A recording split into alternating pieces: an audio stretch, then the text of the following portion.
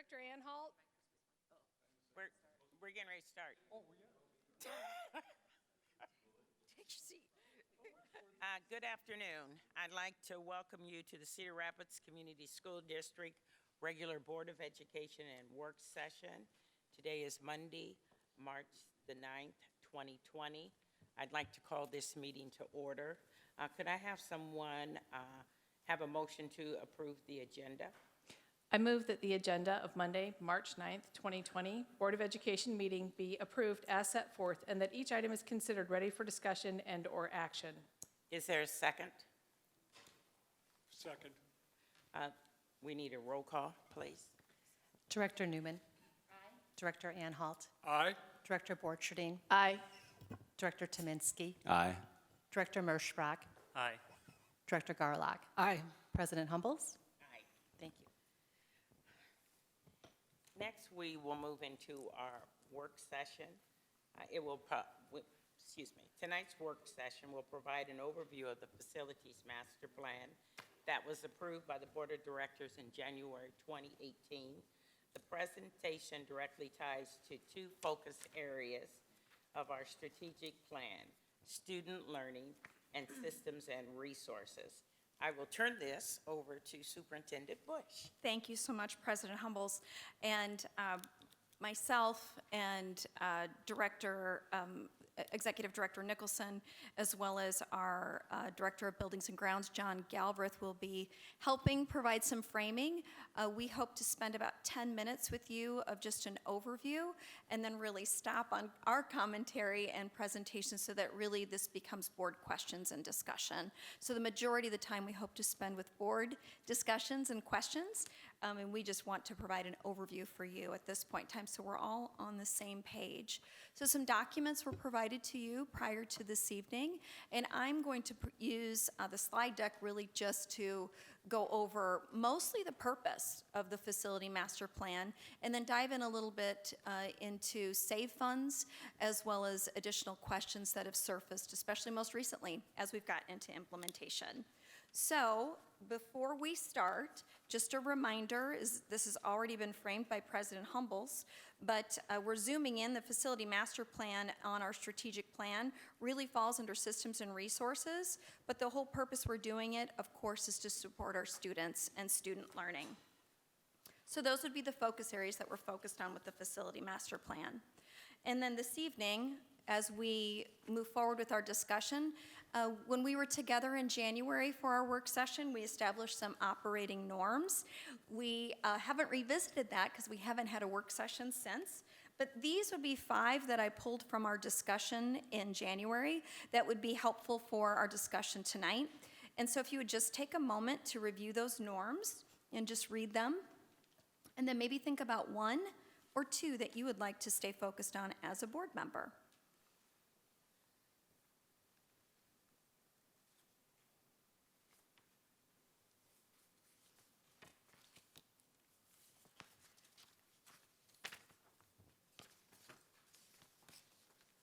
Any comments or questions on our working norms?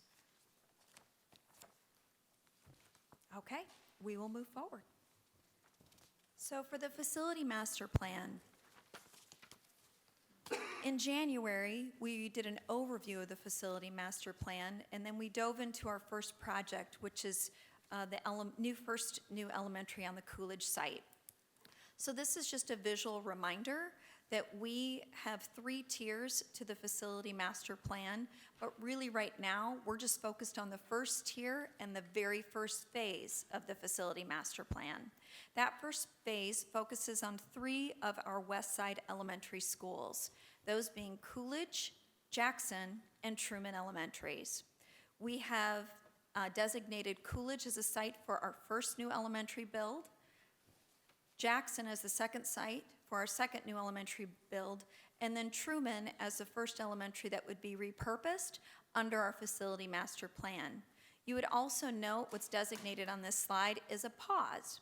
And after that first tier and phase of those 3 projects, we would have a pause in the plan to really indicate where do we hope to go next. Right now, it's indicated of the facility master plan as it was adopted 2 years ago that potentially Arthur Elementary might be a next building project. However, we don't know at this point in time if that's actually where our facility master plan work would go. And I'm happy to say that we had a focus group, a work group over the past 6 weeks get together, and that was comprised of about 10 community members, as well as John, David, myself, to really design what that pause process would look like.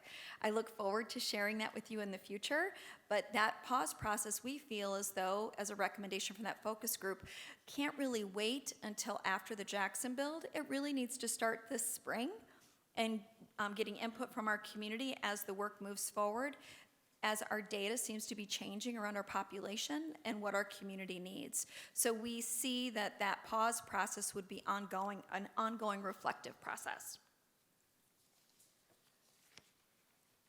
So let's come to the purpose and the why. Why do we need to make changes to our facilities?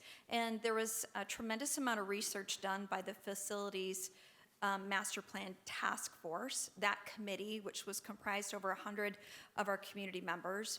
And really it came down to our aging inventory, which is difficult to keep up, and imagining how we might reinvest in our infrastructure, as well as keeping future-ready learning at the center of the design.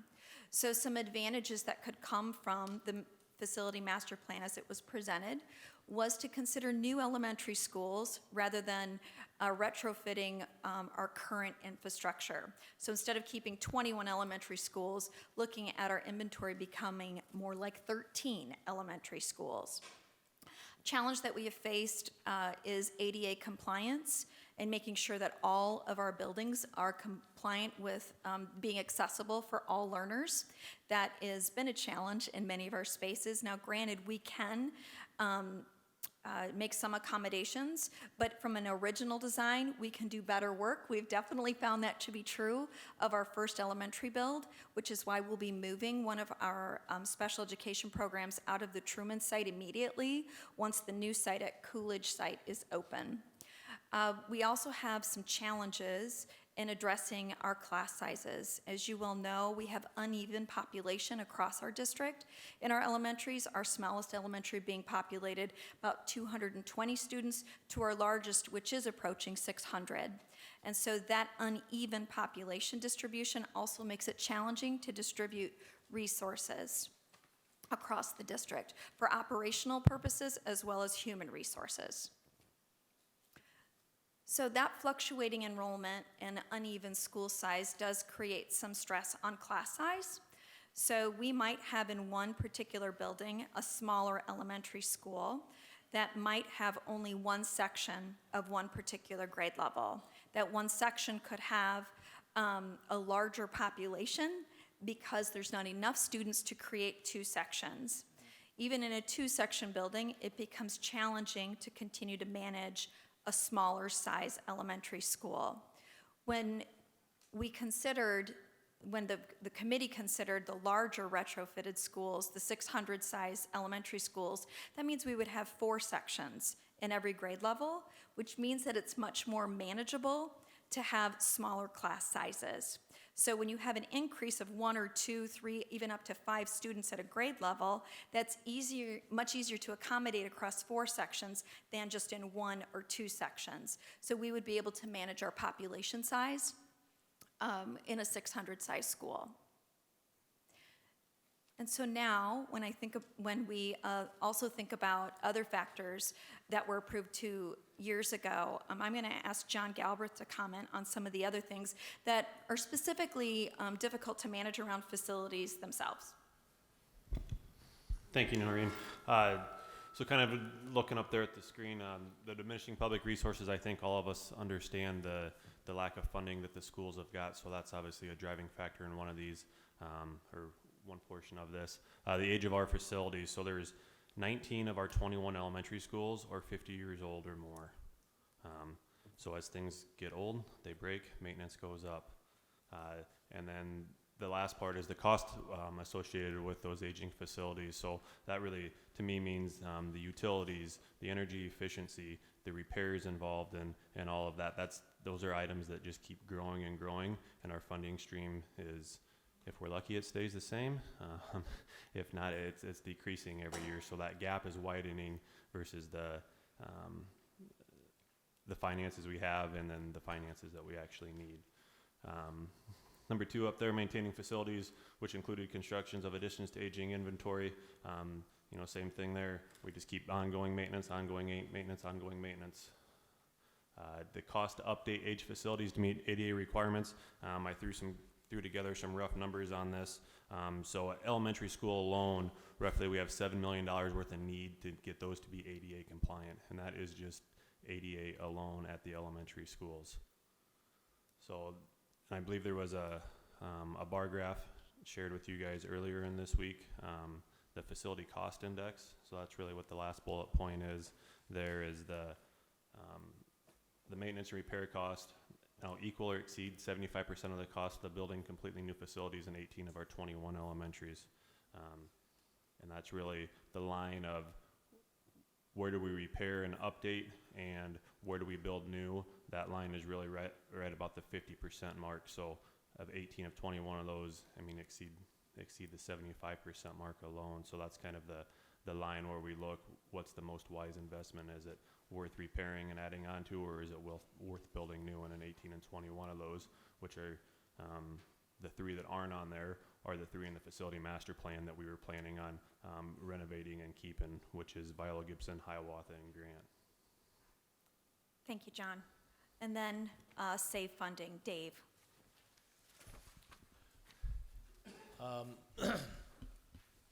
Initially, I was not here at the time when the master facility plan was updated, so I was kind of going off of records I could find and digging into. But overall, initially, back in 2017, the estimated cost for the master facility plan was, at that time, was $224 million is what was estimated. And if you look at that, based on the number of facilities, it was kind of broken down to roughly $20 million a facility.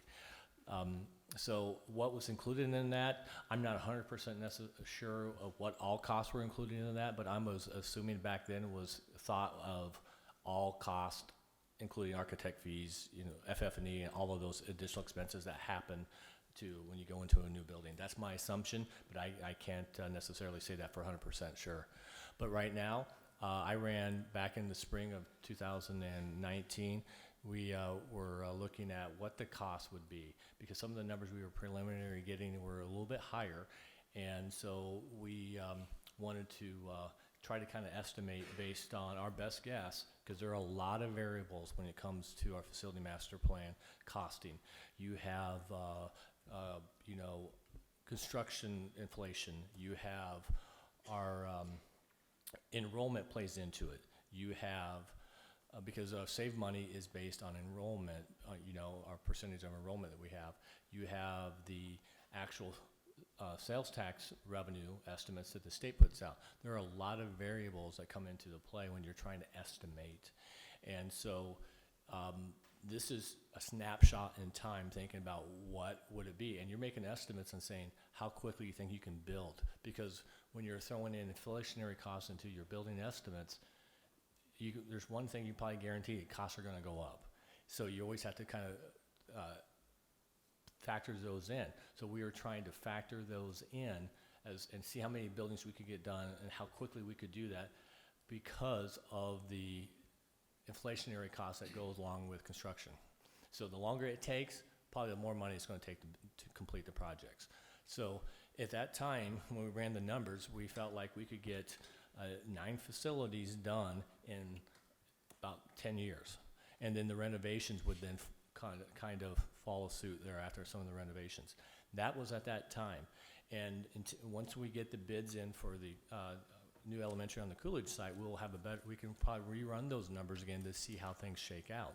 But there are a lot of variables. We have, another variable I didn't mention is our coverage level that you can do for SAVE funds. That means right now we're at $1.25. That means for every dollar of every debt dollar you're borrowing on, you need to have $1.25 of revenue coming in to offset that. And that's what we're able to be at the $1.25 because of our strong financial position for our district. And there are a lot of districts out there that have a coverage level that's a 1.5. So that means for every dollar of debt that you incur, you need to have $1.50 of revenue to offset that. We are at 1.25, so if that slips, then that means, you know, that it's going to make it harder to, so like I said, there's a lot of variables, and so at that point in time, there was a snapshot, and it was at $309 million at that time. So we're looking at Coolidge, the estimate was $20 million. When we, right now, we issued $25 million of bonds to, in hopes that that Coolidge project would come under budget, under that number. And any savings from that, we would make available to the next elementary school. So right now, it looks like we're running closer to the 25 million as estimates are coming in for all-in costs. But once the bonds come in, we'll know where we land on that project. For elementary number 2, that at the time, it's 2017, that was also an estimated 20 million. And as I'm looking at this slide, I do see a slight change in there's a typo in the number that I'll take ownership on that. I typed it in wrong on this slide.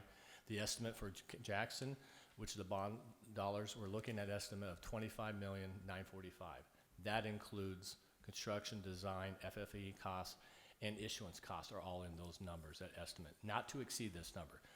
If we do not need those funds, all of it, we will be able to issue less to offset that. So right now, that's kind of where the funding is for SAVE. And like I said, things can change very quickly when you're trying to do an estimate for such a long phased-in plan. There's so many variables over time that play into this.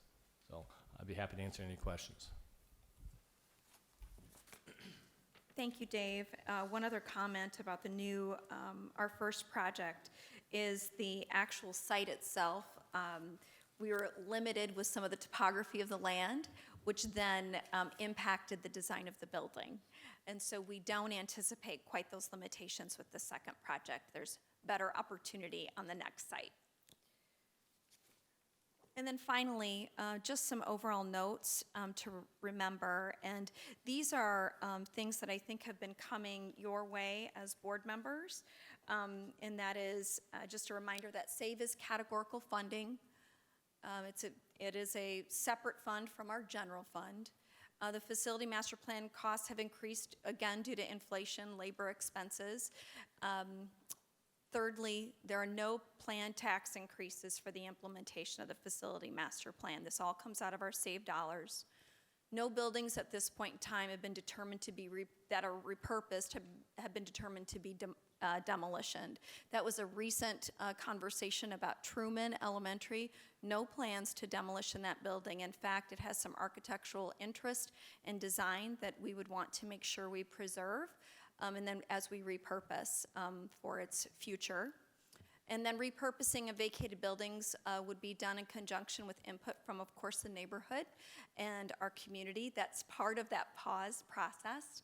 And then finally, the sale of vacated properties will not be the source of income for the district. There was also a recent question, I think that several of you asked about transportation costs. And so I just ran some data for you in regards to Truman specifically, and what would be the impact of transportation for Truman. So this is from our transportation data, and it includes our current population at Truman, and this is a graph from our transportation heat map data analysis. So just quickly, if you look at the map itself, the red area right in the middle of the map where you see the most concentrated little dots there, that is not a busing area. Those are the areas within a 2-mile zone where students would not get bused to school. The green is a section there to the west of Truman where students qualify for paid busing if families so choose it. The blue area is where students could be bused, and that's free busing, of course, that we provide for students. And then all the other areas, you'll see little blue dots throughout the geography of our school district. And there are some that didn't even show up on the landmark here. Those are students that attend Truman but are not in the Truman attendance area. So overall, we have 266 students at Truman. 23 of those ride the bus. 148 live inside the 2-mile zone. 6 are coming to us from out of the district. 72 live outside of the Truman zone. They're in permits, and their families provide the transportation to them. That would be also true of the students who are out of district. And 16 could qualify for paid busing, but they do not choose it. What I had our transportation department do is run the data on the 148 students who actually live inside that 2-mile zone. And those 148 students, we haven't done their boundary study yet, but from what we can tell at this point in time, they still will be in a 2-mile zone, whether they go to Jackson or Truman. So those students still would not qualify for busing. They would be inside a 2-mile zone. That concludes our data presentation. And certainly, we know that you have discussion and questions, and we're here to answer those questions. On the 148, since we were just talking about that, do we have any idea how many of those students are walking to school and how many are getting? It's hard to tell that data, although I will tell you, I was at Truman after school, and there were certainly quite a few parents there to pick up their kids. We do not, it's hard to get that data, as we certainly could try to get that information. We do have, students have pickup plans though with each school, so who's allowed to pick them up and whether they go home or, via walking or get picked up. But on a day-to-day basis, it's hard to say that total number, but certainly we could get that. So with Truman, and I know it's going to be repurposed, will the community be involved in planning what will go into that facility? Yes, so I would foresee that we would be engaging the community, well, probably at large, the community, but specifically Truman, the neighborhood of what would create in that particular facility. I can tell you some of the interest that's come my way of people knocking on the door. So there have been some interest around early learning and daycare. There's been some interest potentially of community center / library. There's been some interest around senior care or assisted living for seniors. And so because it's a 1-story building and the way in which it's configured and its size, which is small, those kinds of folks are interested in a partnership or purchasing the facility. There's also quite a bit of land that would go along with that, though, too, right? You know, the schools are required to have a certain amount of space. That's right. Yeah. Yep. But along those lines, that really the transition of Truman, right, would not happen until Jackson is complete? And that would be anticipated for fall of 2022. Okay. So there is a bit of time before There is. that has. There's only one program that we would be removing from Truman and would designate to the first new elementary, and that is our special education program, which we've designed specifically to support our students who haven't had the maximum opportunity of access. Right. And I would imagine that some of those come from out of district or out of Truman area into that special. Some of those students are from other schools, yes, within our district. Within our district, Yeah. okay. Yes.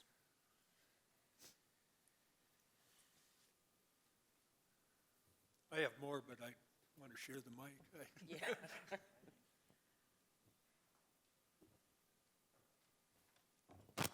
When I look at like all the blue dots on your map, like people are coming in from outside of the Truman area. Yes. Can you maybe give some additional information on what they're? I can. Using Truman. So some of those are families that started in Truman Attendance Zone and moved, and due to younger siblings asked for continuing enrollment, which we honor as a school district. There are certain guidelines where we allowed someone to permit to another school. So one of them is sibling, that my older sibling is attending this school, therefore I want to attend this school. That seems to be the majority of Truman permitting. Sometimes it is due to an administrative transfer, due to a relationship or an incident that's happened in another building, and so Truman was potentially the building in which we offered to a family to have their child attend. And then sometimes it is for daycare reasons. My daycare is in this particular area, so therefore that's where I want my student to attend. But if we were to look at the out-of-district and the 72 permits, that would be 78 students who currently attend Truman who don't live in the Truman zone.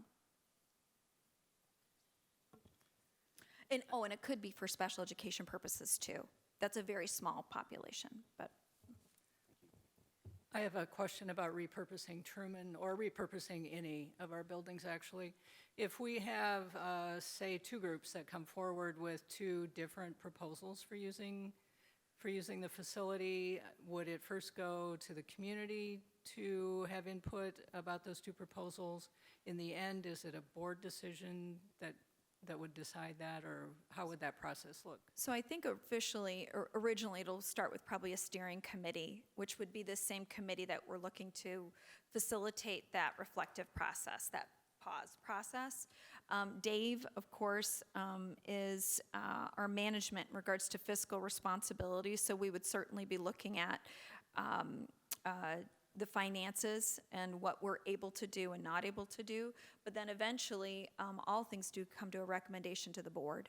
So we would be making a recommendation after we do a lot of heavy lifting, research, bring the data to the board, and then make a recommendation to the board. But ultimately, it would be a board decision. Can I make a suggestion on that process that we've used, I think, in constructing new buildings and so on, that maybe developing a matrix of items that, factors that would have input into that decision. And just off the top of my head, I'm just thinking of what would be the value. These are these are properties and buildings that belong to the community. So what would be the impact on, such as revenue coming back into the city? Would these some of these properties or options create revenue that would go back to the citizens? The value of what it would be to the neighborhood, some kind of a factoring of that, of what the community would see as a positive, and not Yes. not as a decrease of the neighborhood, but a positive increase in the neighborhood. Something the community needs. Right, as a community asset. Just a thought, and I'm sure that you're putting together a committee they might construct. So it kind of gives not only that process, but any other processes that we go forward, we have a basis for helping with the decision. The buck will probably stop here, as with a lot of decisions, but it just would help firm that decision up and help us. Another area that our focus group that was planning for the pause process was really looking at historical context as well. And Truman being an example, potentially could be that we could create a historical context of the value of that building, and there also could be a tax credit because of its historical context, as well as repurposing it. So there's lots of things to consider. I have a question regarding workforce. As board members, all of our decisions need to be viewed through the lens of the strategic plan. So I'm wondering if you could just discuss a little bit of opportunities for workforce development a new four-section building would allow for. So there are great opportunities there. So I think that, not that we've immersed you in enough acronyms as board members, but here's another one for you. We are what's called a professional learning community school district, which means that we believe in the power of collaboration, and that collaboration really comes from people who work and do what you do. And so that you can share ideas and practices, focusing on students that you serve together. So the benefit of having a four-section building is that you have an opportunity of four folks who are serving the same grade level, who really also can share student data and students and serving our kids together. That was a very important premise of our new building project, is that we had collaborative spaces. You'll see that they're pods, and those pods are built for collaboration amongst the students as well as the adults who share the learning and design for the students. Limitations come when you are the only teacher who teaches what you teach in your building. You don't have access. I supported an elementary school a couple years ago as the direct supervisor in our district, and there was only one second grade teacher, and she did not have access to another second grade teacher on a daily basis. We could make that happen on sometimes Friday early out, where they could maybe exchange via email, but that's not the same thing as being able to run across the hall or your pod to say, hey, I'm struggling with this today, could we share some ideas or some collaboration? Absolutely, we have support with instructional coaches and others, but when you have someone who's doing your practice day in, day out, it becomes a tight collaborative opportunity. And ultimately, to design and differentiate and personalize learning for our students. And when you're flying solo, and that also impacted her student headcount, 28 students in her second grade classroom versus in another building where it was 24. And I know that sounds like, well, that's not a big difference. 4 students. 4 students is a big difference, especially in second grade. So that would be our hope, is to level enrollment sizes in our classrooms and then give teachers greater access to each other. Can you address staff attrition, if that would be influenced by combining and? So what we're seeing right now is we have the total population for, let's just use our current implementation of Tier 1, Phase 1, that we see that from a teacher point of view, we're still going to need the same number of teachers to serve in 2 elementaries versus the 3 elementaries. So the new site at Coolidge, new site at Jackson. So our Truman staff would actually be a part of those other 2 new buildings. And so, but in regards to other staff, support staff, that would be administration, secretary, custodian, as well as food and nutrition.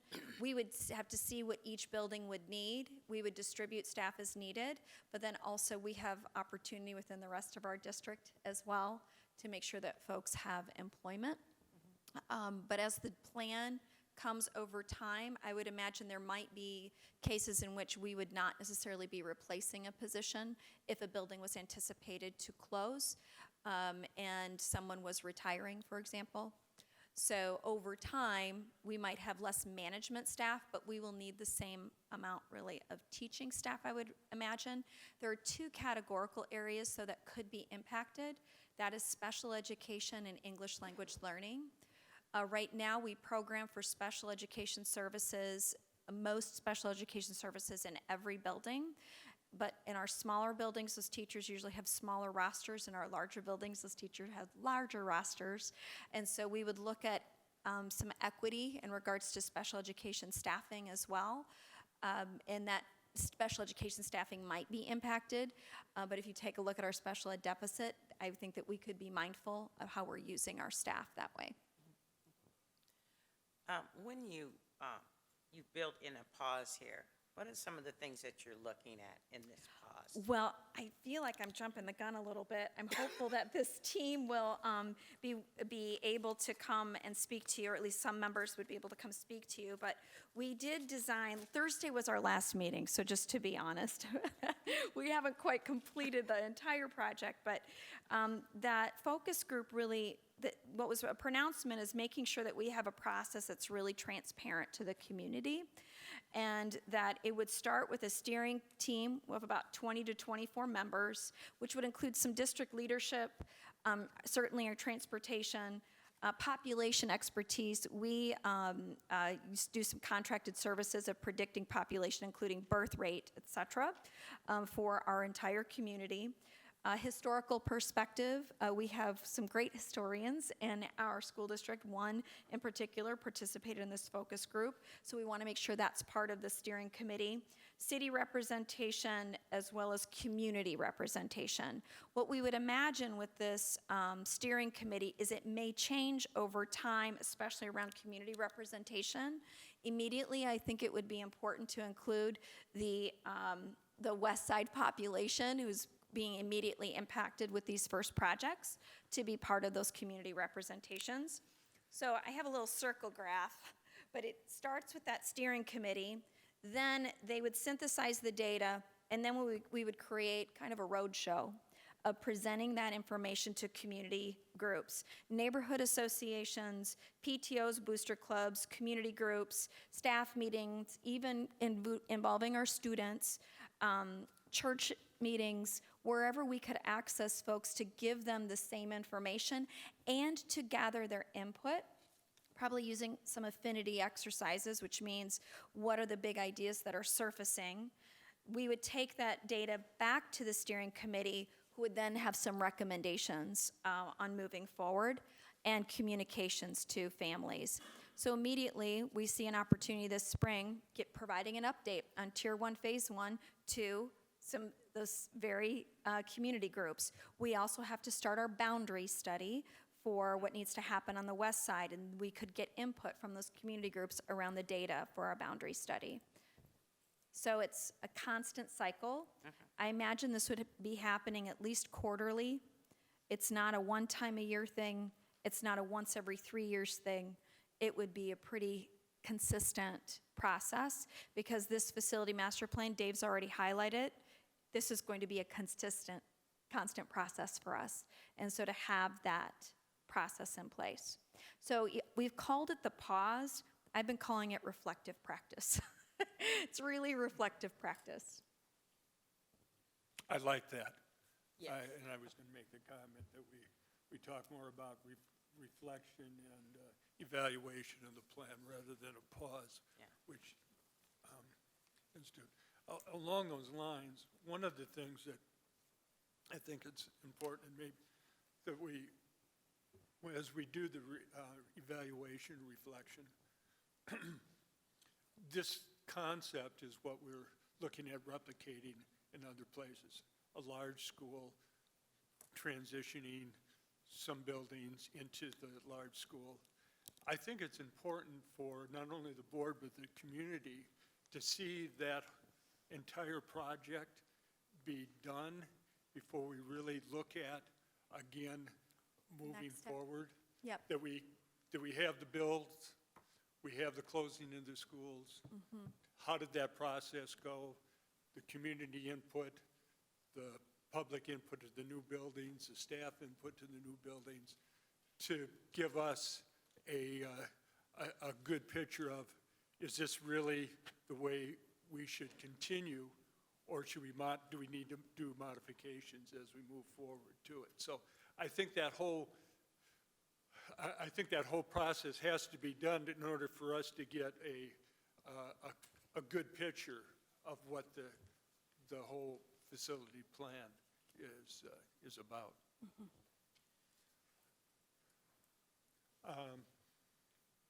Have we had any meetings at the Truman site, inviting the neighborhood? And it seems to me, if we're going to disinvest in a neighborhood, like the Truman neighborhood, it seems if we've made the decision and we build the other schools, and then that automatically is going to lead to us closing down Truman in the future. And it just seems we're putting things backwards. It seems like we should get input from those people. Have we had people reach out? Have we scheduled anything to talk to people? So I've attended the PTO meetings there, and then also Principal Kuba and I have scheduled another meeting here after spring break. So invitations to PTOs have been the primary means to get family and community input. I think that's good because we need to know what the families think, but thinking about the bigger picture for the plan and kind of echoing what Gary Yeah. was talking about community, once we start, if we're in the process of closing down schools, that, in my opinion, is going to risk potentially losing support from people in those neighborhoods and in the community. So it feels like we need to be as proactive as possible on that.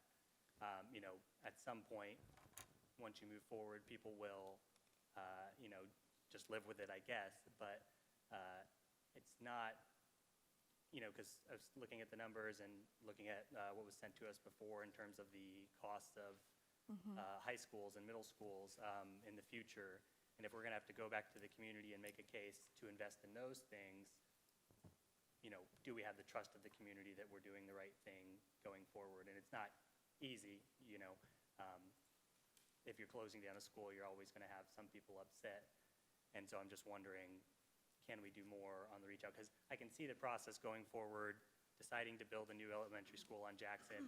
Maybe the families like it, but you're still going to have that process where there's going to be people coming in, people in the neighborhood may not be happy with what happens to the building. Maybe the building sits empty for a while with nothing going on at it. At that point, what are those people going to think about, what we're doing in their neighborhood? And so that's something that I'm concerned about, not just with Truman. Truman, I think, is a unique case, and it might work out to our advantage because there's a middle school right across the road there, and so maybe it won't be felt as a loss in the community in the same way, but I still think that it's something that we need to be concerned about because we do need the community buy-in on things like that. And so That was also a discussion with our focus group at that process of making sure that we have community engagement, and that's why we thought probably starting immediately this spring with this West Side community, specifically at Truman, and getting their input around, one, understanding the purpose and the reason why, and the clear date of 2022 being the repurposing, but two, what could they reimagine of happening within that building, knowing that the building was going to stay? What would be their greatest hopes? Superintendent Bush, I'd like to raise a little bit, Dex, to your referral to disinvest. Is that, I think, the term you used? Disinvest in the neighborhood, and I don't think that is at all the case. We're looking at really how do we strengthen our community. There may be some disruption, but again, I'll go back to let's have a reflection on how that whole process works, and to say that we're disinvesting in the neighborhood, I can envision that the neighborhood would be stronger. Some may disagree, I don't know. We haven't come to that part yet, but I hope with input from the community, I truly hope that the neighborhood have an input to it, that what is ever there could be a better place. For instance, a recreational site, an ongoing, there's a large space there, some athletic fields or playgrounds that would actually could be considered of value to the neighborhood. So I think we need to go through the whole process, I just say, and have the full cycle of build and repurpose and input from the community all around before we move forward and before we jump to conclusions. Oh, I'm sorry, we're sharing mics. We are sharing mics. So my ears, pricked up when you mentioned early learning and potential child care centers earlier.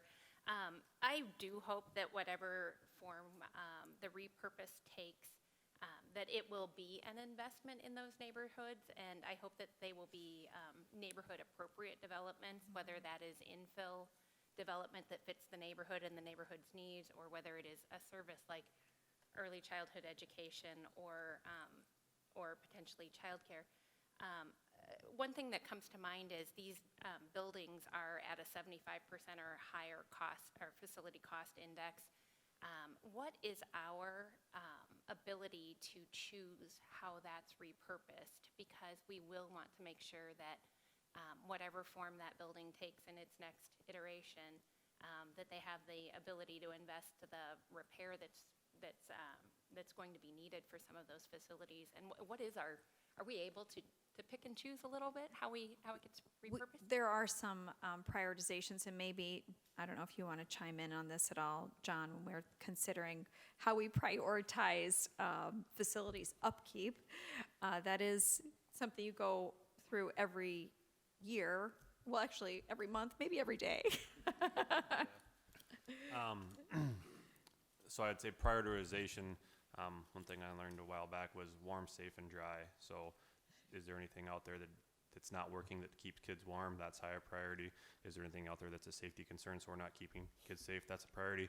And dry. So is the roof leaking? Is there something leaking that the kids are getting wet? So those are really the three highest priority.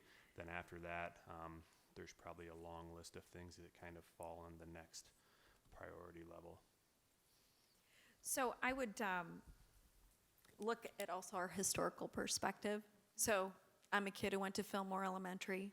It was repurposed. It's now the Abbey Center right there across from Roosevelt. Kept the architectural design of that. Certainly it was a challenge there in the early 80s for folks to give up that neighborhood school, but the kids were attended either Cleveland or Harrison at that point in time. Most recently, this was true for Monroe and some other buildings. And so I think looking at our past practices, learned practices, what has been best, how have we best served our community when going through this, and what have been some learned lessons as well. How could we improve on some of those pieces? I most recently learned that Jackson used to be an East Side school, and so did Jefferson. So this is not a new story for Cedar Rapids, and that our schools have a tendency to move and adjust to serve our population. And so that would be, I think, what we need to look at too, is how we've done this as a school district. But we do have a say in how we repurpose and what we choose to do. I think I would just liken it to when you're selling a house, you get to choose who you sell it to. You don't have to take the first buyer. You don't have to take the second buyer. I know that when I, purchased a house once, they wanted me to take the outdoor cat that they had that came with the house. So, there are things that you agree to. Anyway, not to make too light of it, but it's important that whether it be a partnership or someone who's purchasing the facility, that we have a design in mind for the neighborhood and for the community, and we do have a say in what that looks like. I want to go to the finances for a minute. And I know there's been some emphasis put on the inflation of new build. But I also have the question of, is the sales tax revenue also a number in flux? Yes, it is.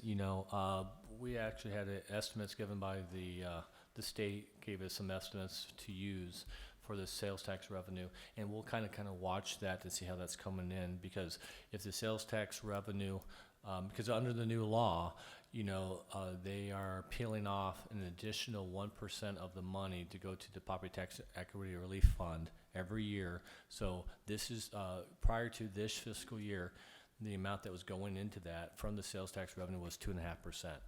So if it grows by more than 2%, and 1% of that growth will go into the Property Tax Equity Relief Fund.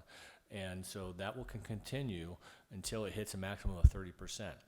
That was one of the main things initially was giving us a little bit of heartburn when that changed, because that's a lot of money coming out of sales tax revenue that was going to, not be available for this project, for our facility master plan. And so that's when we ran the numbers. So if the sales tax revenue starts to falter, yes, absolutely, that will have an impact. But if it grows, that too will have an impact, higher. So time will tell. I mean, I wish we all had a crystal ball that we could be able to say this is exactly what's going to happen, but we don't. It's in flux. That's why we have those built-in reflection times. I'm going to call those now, like that term better too than pauses, reflection times, so that we can reevaluate and take a look at how this fits in our financial going forward. But yeah, there's a lot of variables, and that too is one of those variables. And I was looking more on an increase. The revenue sharing conference came back with higher numbers than I anticipated. I think a lot of people did. The state is doing better economically. Of course, after today, who Yeah. knows? Every things can change on a dime. Right. So Every year, in about October, November, they do the settle up of the previous year, and to see how things settle up. And we're always, you have 5% is usually what they're holding back, and sometimes you get more, sometimes you get less. I mean, so we'll be watching that number as well. Those numbers will all be factored in our estimates moving forward.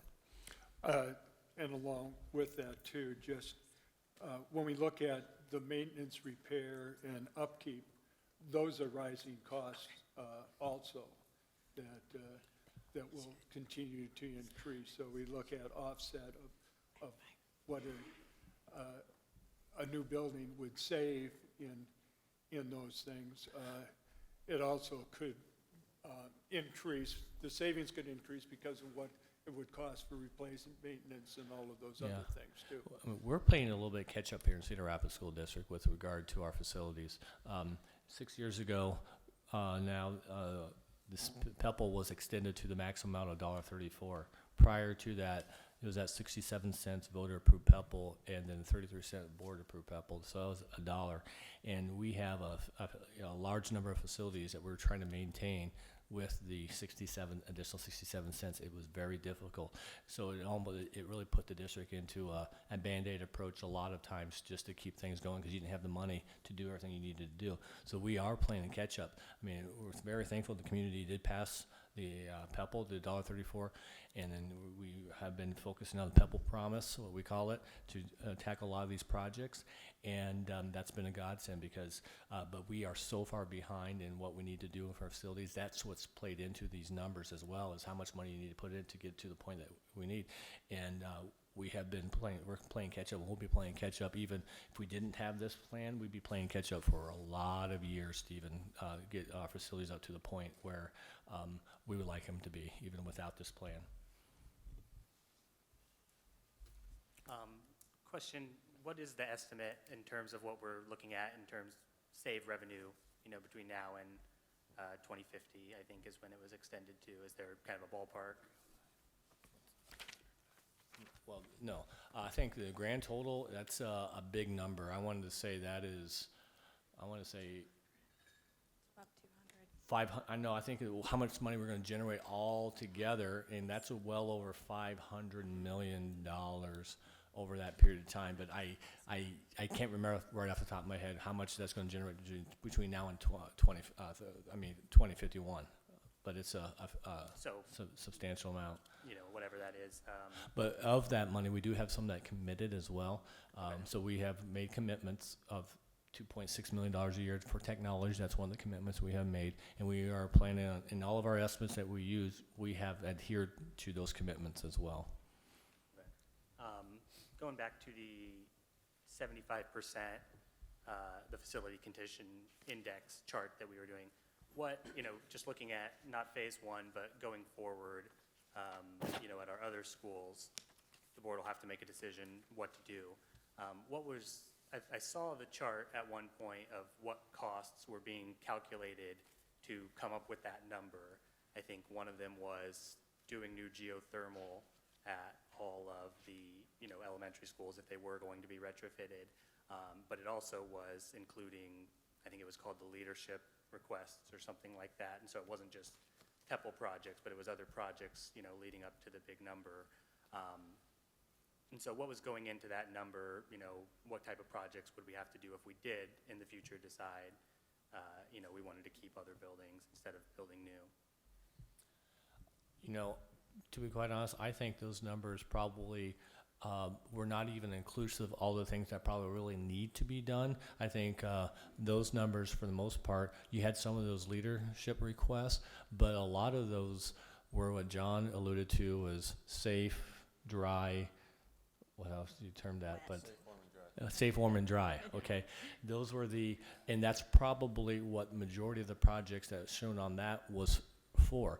It probably didn't go into making sure there was a portion of like for flooring, there's a portion of those in there, but not to the level of what we thought. If you were thinking about we're going to retrofit these buildings and bring them all the way up to what we would like to, I'm probably pretty positive that those numbers didn't even include some of the other pieces that probably should be, if you're really saying to compare apples to apples. But we don't have an updated list necessarily, because the list was put side by side with the cost of the plan originally, and then it's like, that's been forgotten about, you know, because it was justified as, this is gonna be about the same to do new buildings compared to retrofitting old buildings, and now that we have higher costs, we don't have a comparison point for that.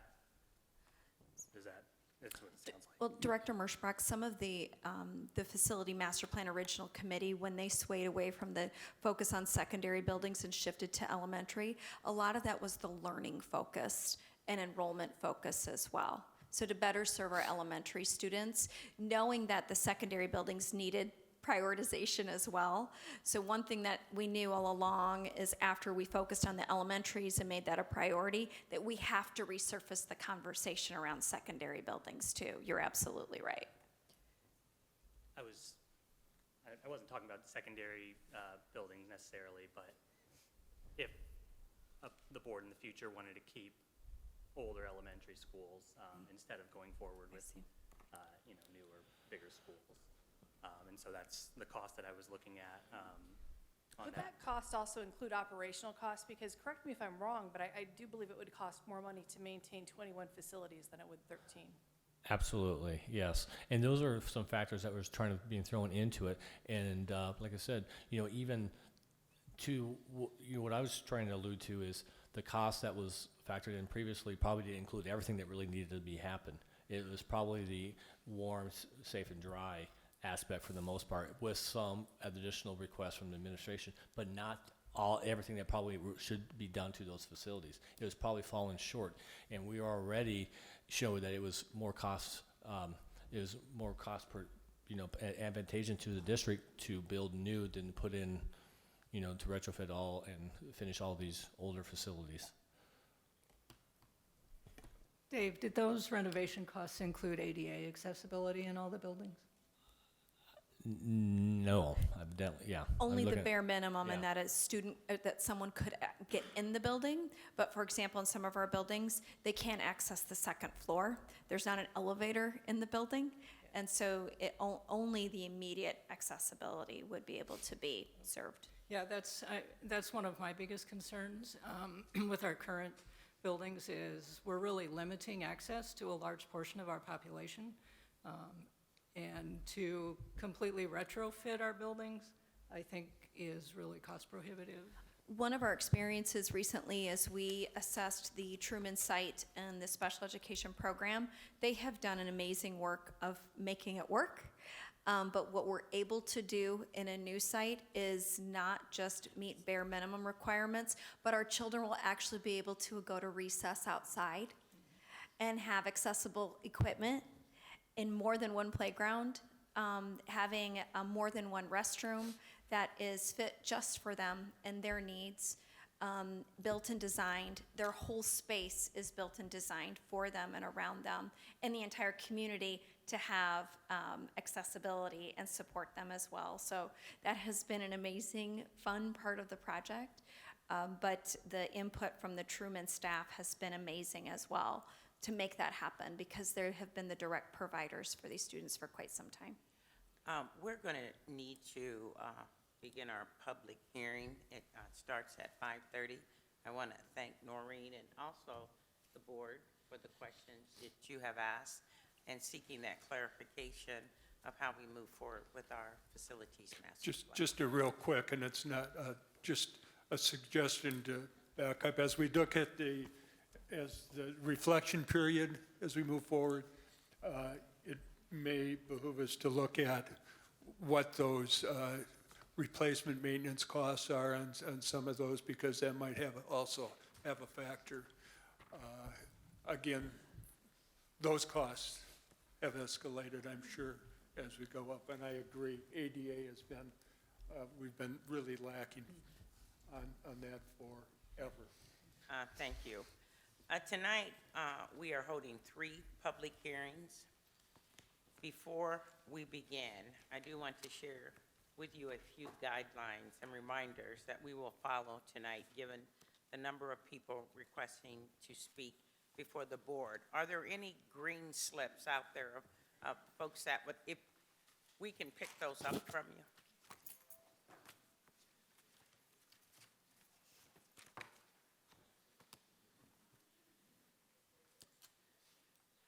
Please remember, while this is a meeting held in the public, it is not a public meeting. We want to hear what you have to say, and your comments will be noted by the board and administration. Given the volume of those who appear here to speak this evening, as board president and chair of this meeting, we will keep comments on one topic within a reasonable time limit. Therefore, we will be limiting all comments to no more than 3 minutes tonight, so that we are able to hear everyone wishing to speak. Our board secretary will keep track of your time and let you know when your time is up. Lastly, when your name is called, step up to the podium and clearly state your name, address, and the organization you represent, if any. The first 2 public hearings we will take together, and they include the roofing improvement project at Harding Middle School and ADA elevator project at Kennedy High School. Board Secretary, have we received any correspondence related to either of these 2 public hearings? President Humbles, we have not received any correspondence related to either of these projects. At this time, we will open the floor for those who would like to address the board regarding these 2 building projects.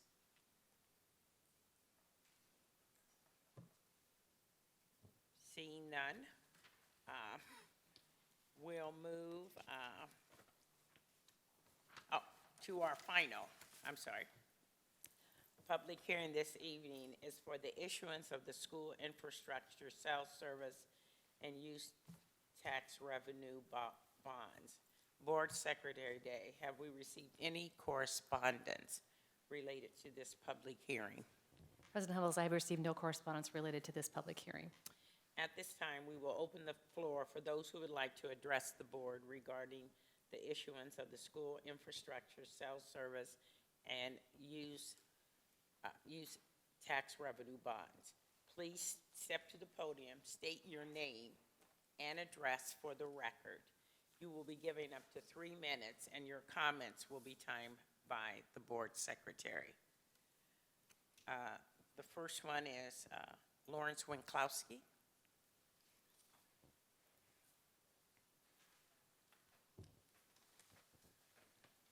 Yeah, Lawrence Winklowski, 4234 Morel Road, Northeast. I'm totally in favor of this, being on the Facilities Master Plan Committee. You know, just an ad. But, and was actually surprised tonight that the board sort of went over something before a public hearing, even if it was at 4:30. The whole purpose behind this and future projects and that is transparency. And it's about building trust. And you can't do that if we don't have public forums to do, in public presentations.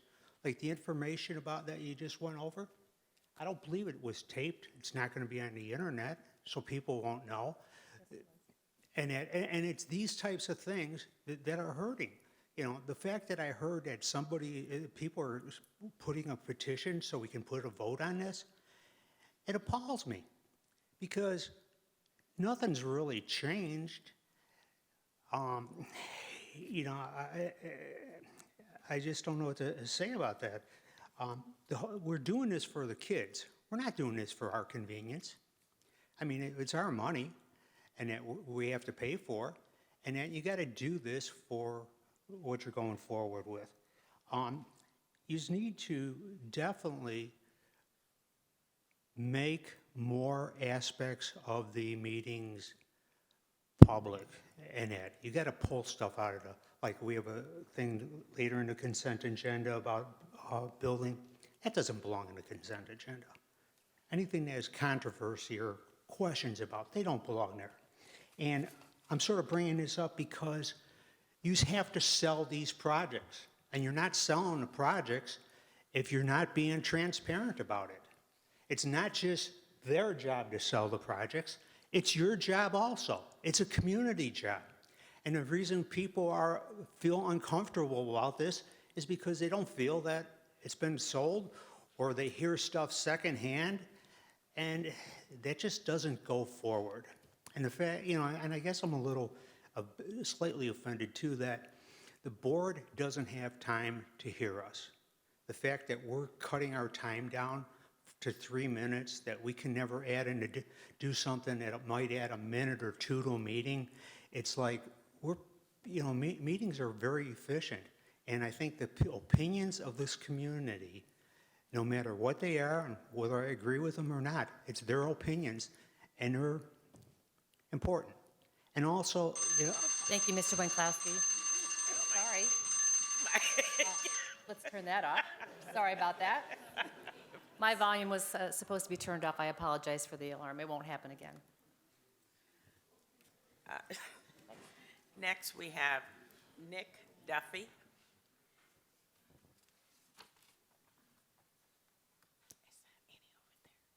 You can leave the volume on for me, Laurel. Good evening, Board of Directors. I'm Nick Duffy, Principal of Jackson Elementary, 1338th Street Northwest. I want to start by thanking all of you for your willingness to serve on our Board of Education. I know this is an investment of time and energy to serve on such a critical volunteer board. I'm thankful for you giving that time to us. From the mid-'70s to the mid-'80s, Cedar Rapids experienced a significant change.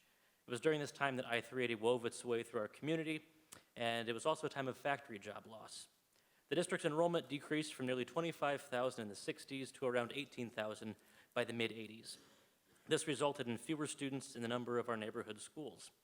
Adams, Buchanan, Eisenhower, Fillmore, Palo, Hayes, Lincoln, Knoll Ridge, Squaw Creek, and Tyler Elementaries all met the same fate by the mid-'80s. In fact, Jackson Elementary closed from '86 to '93 due to low enrollment and significant budget issues that were faced by the district. Many of these buildings at the time of their closing had 250 students or fewer in them. The Board of Directors faced at that time a critical decision, as you all did a few years ago who were on the board, in addressing the needs of our facilities. This time, though, with the facilities master plan and the process that was followed, the board was bold and proactive in planning for our future. In a time where misinformation is spread easily with a click of a button, we need an informed community. The facts are this plan addresses not only inequity in facilities, but allows for streamlined, responsive programming for all kids. It's difficult to learn while wearing your winter coat in a classroom because the windows don't keep out the cold air. It's difficult to learn while you're trying to move with the oscillation of the fan because your classroom is sweltering. It's difficult to learn when there are 35th graders packed into a room that's not designed for it. And it's difficult to learn when, from the time you walk in for the front door, it doesn't feel like the building was designed for you, as people with limited mobility find upon entering many of our buildings. The Jackson community is excited about the potential of merging with other schools and forming a new state-of-the-art school that can be designed to be appealing not only in aesthetics, but in how we use our human resources to engage learners. Appropriate class size, natural light, flexible space, handicap accessibility, storage, air quality, better traffic flow, dedicated specialists for PE, music, art, and library that aren't shared with 2 or 3 other buildings, systemic supports that allow for a timely response and intervention. We're not asking for a palace, we're asking for a school that is conducive to learning in 2020. Responsible stewardship of resources is critical in a time when resources are scarce for schools. The money allocated by SAVE and approved by voters last November is a responsible resource. If we want to be a true model of an urban school district, we have to lead. The progressive, bold, visionary plan for our district's facilities was not designed in isolation. The allegation that the current Coolidge design is over budget is untrue. We haven't unsealed bids yet. I can tell you that the team at OPN worked very hard to meet the targeted budget while providing a beautiful facility. I've been an educator long enough to tell you that kids are resilient. and I Excuse me, ask Mr. you- Duffy, your time is up tonight. Thank you very much. Next, Patrick Loeffler.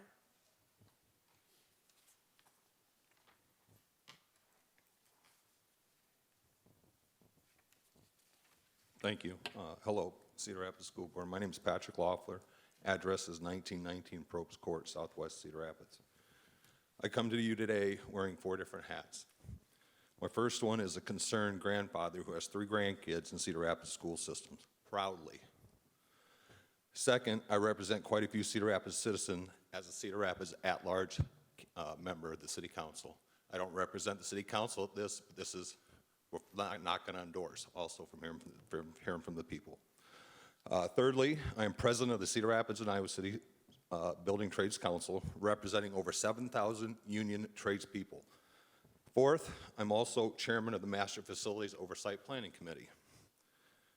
Every one of these entities and several other boards and committees I represent fully support the Master Facilities Plan for new and existing schools.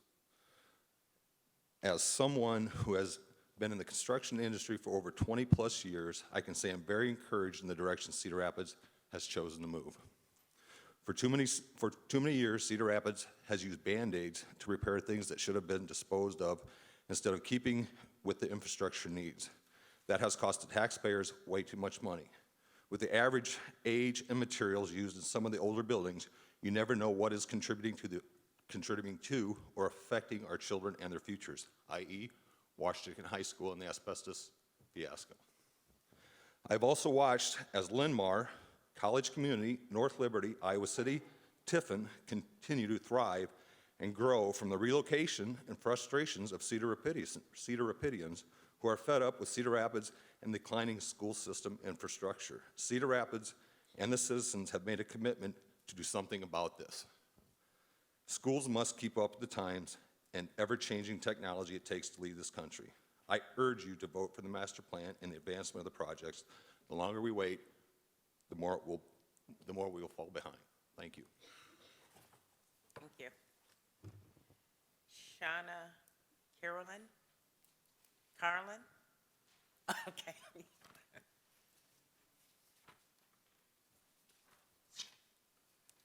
Shauna Carlin, 333 Moose Drive, Northwest.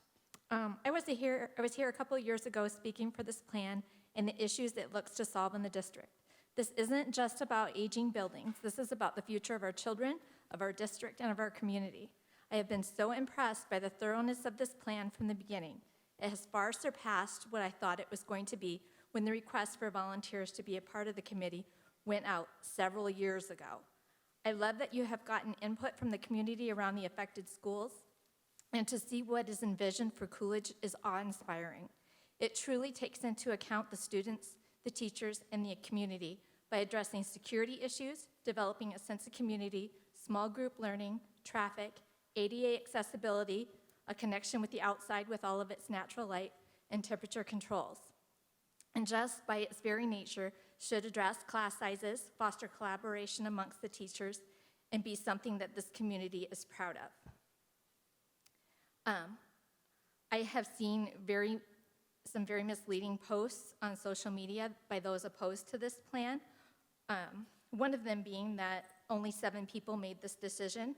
While it's true that 7 people voted, there were a whole lot more involved in making this decision. Some of those who created the plan had to make the difficult decision to close schools that are near and dear to their hearts. I commented on some of these posts to encourage people to educate themselves before they supported or opposed the plan, and the backlash I got was disheartening. One of them being that they wanted to delay the plan long enough for their kids to get through. That me mentality is not good for our community and does not bode well for our future. People moving into this community are asked why they are choosing to buy homes outside of Cedar Rapids, and they are saying the schools, which is why College Community and Linn-Mar are growing. We are hemorrhaging students, and for the future of the district, the future of Cedar Rapids, and the future of our neighborhood, we need these schools. This plan has a built-in pause after Jackson to review the efficacy of the plan to uncover unforeseen issues before continuing. Why would it make sense now to stop it when you don't have that data? We won't have a true picture unless that complete first phase takes place, which leads me to ask the question, what are those opposed to it so afraid of? I encourage the district to make the facts surrounding the facilities master plan known throughout the community to fight all the misleading statements that are out there. I encourage the district to let it be known how much a vote will cost these students because elections aren't free. I encourage the public to educate yourselves and then make a decision. I know that change is hard for people, and the constant stall tactics used by some can wear on you. Excuse me, Ms. Carolyn, your time is up. All right, thank you. If you aren't able to finish your comments tonight, if you'd like to leave something in writing for anyone that was speaking to the board, that would be certainly acceptable. Next, we have Rachel Klosak.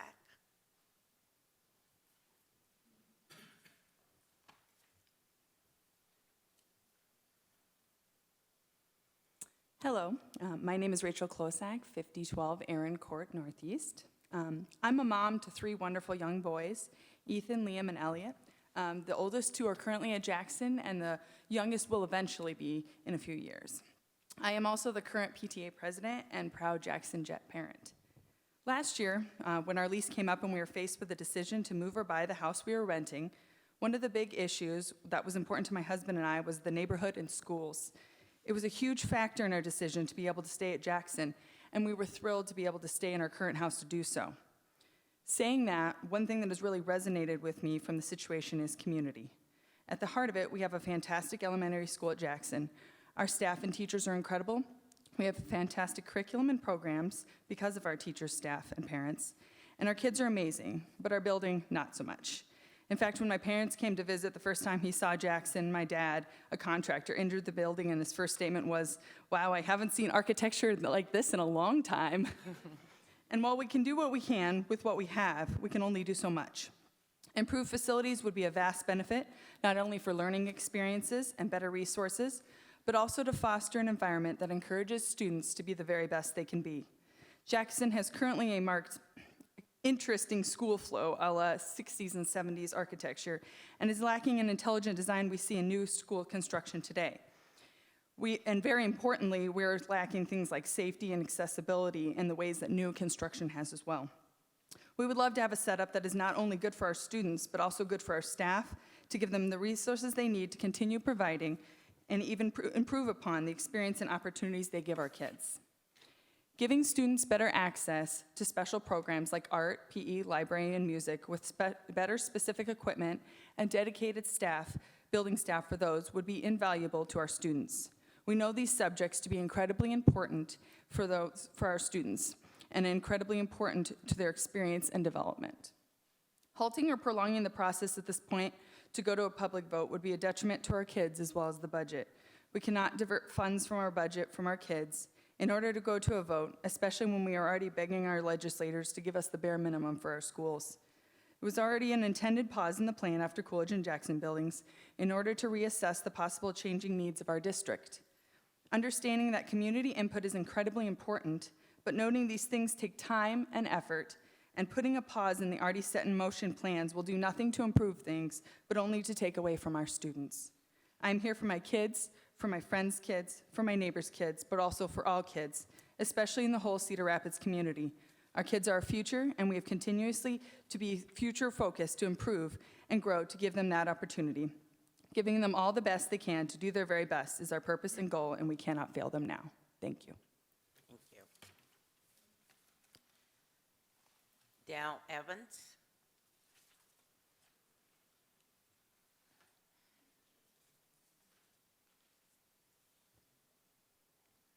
Thank you for your time. I'm a grandparent. I'm a volunteer at Jackson Elementary School. On a first-hand basis, we could see just what the facilities are.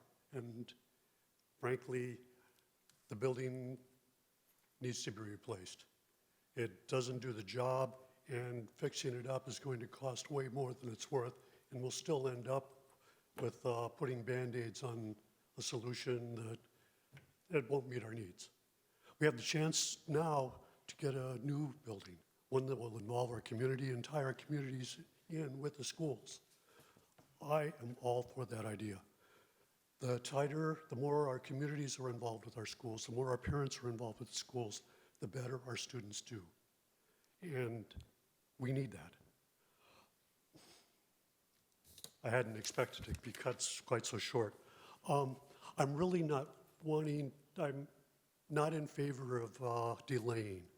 Every time I see a major cost overrun, it seems to have started with delay and starting all over and redoing the good work that we've already done. I urge you to go ahead and follow through with the plans that we already have. They're excellent plans. And thank you very much. And thank you for the time that you spend here. Thank you. Next, Kelly McMahon.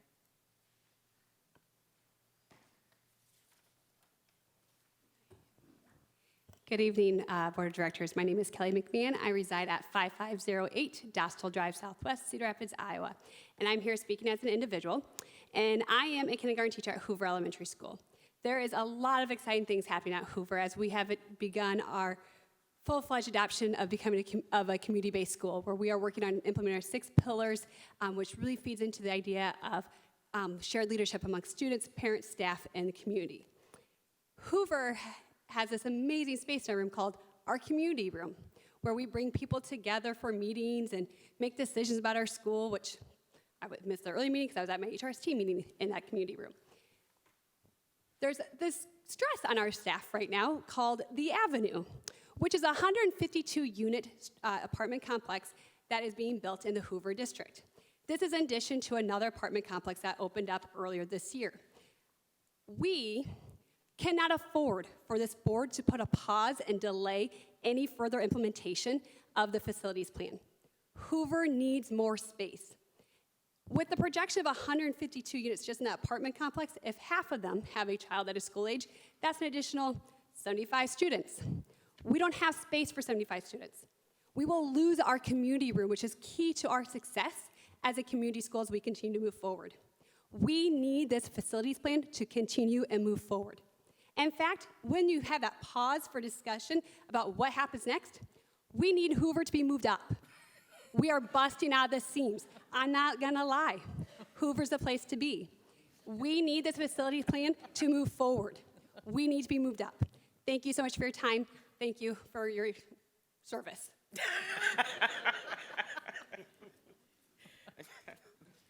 Next is Tanya Johnson.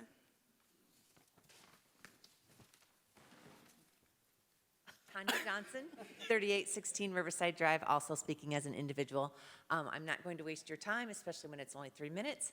A lot of what I was going to say, Superintendent Bush talked about with the school. The only thing I wanted to mention is also remembering that in our newer buildings, we're going to have full-time specials, full-time teacher librarians, and that is something that we've missed in Cedar Rapids for our elementaries for a long time. I was a part of the facilities master plan committee, and we worked through a lot of these decisions, and it was hard decisions and hard work that we did. And so I also agree that we need to be moving forward with the SAVE funds to build these new schools, and I, for one, cannot wait to see what Coolidge looks like. Thank you. Thank you.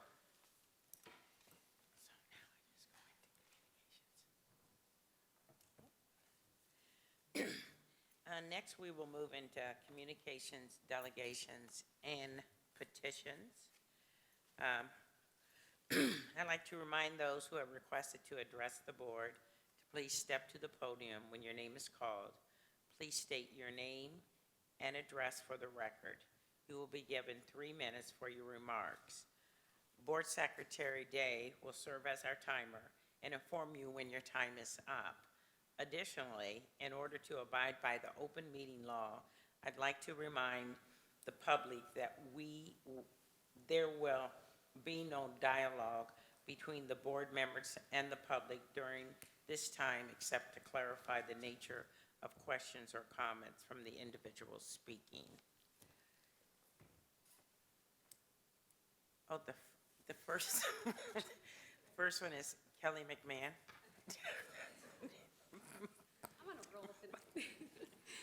Kelly McMahon, 5508 Dostal Drive Southwest, Cedar Rapids, Iowa.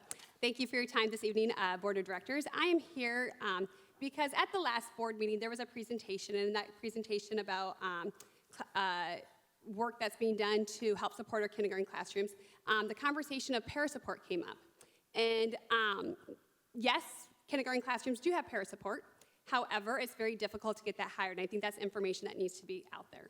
And one of the main reasons why it is difficult to hire paras is because they get paid $12 an hour by this district. Surrounding districts pay a whole lot more, and knowing that our paras are the parents of a lot of our children, that is wages that are below poverty, which means that our children are living in poverty. And we have far too many children living in poverty. Because it's so difficult to hire a para at $12 an hour in a kindergarten classroom for 4 hours a day, I have spent the majority of the first 5 months of the school year without para support in my kindergarten classroom.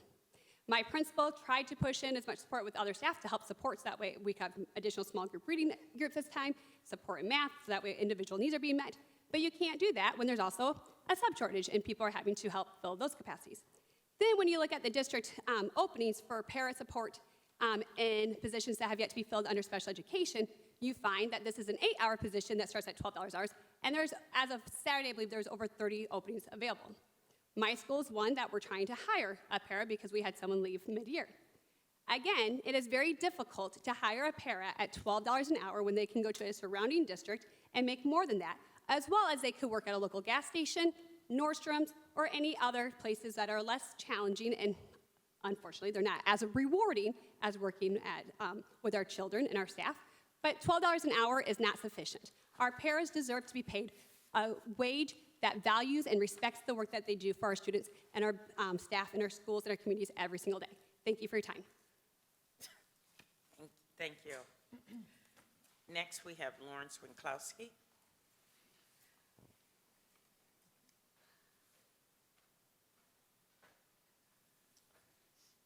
Yeah, I was going to talk about something a couple weeks ago. I sort of asked for a little more time, but the fact that I found out at the last minute I only have 3 minutes to talk, that's not sufficient time to address the issues that I wanted to do. If these are going to change the amount of time, it'd be polite if you let people know in advance so they could rearrange whatever their presentation. So thank you. Thank you. Tanya Johnson. Tanya Johnson, Cedar Rapids, 3816 Riverside Drive. And I am speaking as a CREA president. A couple weeks ago, I talked about our teacher shortage, and today I want to talk about our need for paraeducators. Our paraeducators have many jobs in our district. Kelly talked about kindergarten paras, but we also have paras that work in special ed classrooms, in early learning. They may also work one-on-one with students or serve as campus security. They are the ultimate jack of all trades, working with students individually in small groups, teaching academic, social skills, and life skills. I was going to share a little bit about myself as a kindergarten teacher, but I think Kelly also addressed that. Our district has several openings for paras right now, and as I look over our board agenda each meeting, we continue to hire and lose paras each time. We need to think as a district of how we can fill these para openings with strong candidates and retain them for the sake of our students. CRA, CROTA, and the district have worked collaboratively on gathering data and a possible plan for a para mentoring program to help our paras start with our district on a positive note. I also believe we have to think about how much we pay our paras and it is the amount we pay them showing respect for the work that they do for our students. Many of our paras work second jobs because the para job does not give them a living wage. They have families to support, and their para salary isn't enough to live on. Please think about the importance of giving our paras a higher increase in bargaining. They deserve it, and we need them. Thank you. Thank you.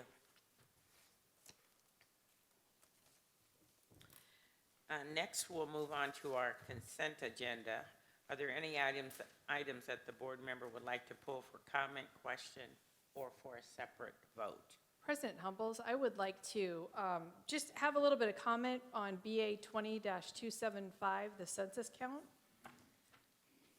and what that means for our district. Superintendent Bush, would you provide that information? You bet. So the Iowa Association of School Boards, as well as ISCA, collaborated on making a recommendation that we support this, as all school districts should in the state of Iowa. The census is conducted about every 10 years, and this is the year in which the U.S. will receive census or collect census, and that's really a head count of the community. So by April 1st, our families will receive a mailer in their mailboxes, all families will, and it's really the government's means to head count. The reason why this is important for school districts is to have accuracy of data. A lot of federal funding is based on the number of people whom we serve as a public entity. In fact, last year, we found out in the spring that our Title I funding was affected as a state because of the census count not being the same as what we saw as our actual count of people, or as well as our free and reduced lunch families. And so it's really important that our families document who lives with them, everyone from babies all the way to college-age people who are living with them, and that that data can impact actually funding for school districts. So just want to encourage everybody out there to, once you get your mailer in your mailbox, to report. And it is completely private. It is not used for anything other than head count, which then, of course, impacts funding. We are working in collaboration with the city, and just today, our communications director, Akwi Inje, sent out some communication to staff about some tools that we can use as a school district to communicate with our families so that they're better informed. And we actually have families who are new to our country and haven't experienced this yet, so that they too understand its purpose is really, truly a head count. Excellent, thank you. Along those lines, can we also, because you just mentioned the ELL population, can we work with, our teachers work with those parents? There may be some with the language difficulty that we can help them to understand what it is. And I think you talked about the privacy. I think right now there are a lot of people that are uneasy with where the information would go. Certainly, the things that we send home to families, we use our translators that are employed by the district or partner with us to translate information that we send home. But I also know that the city of Cedar Rapids and the city of Hiawatha are also working on documents that are translated as well in multiple languages.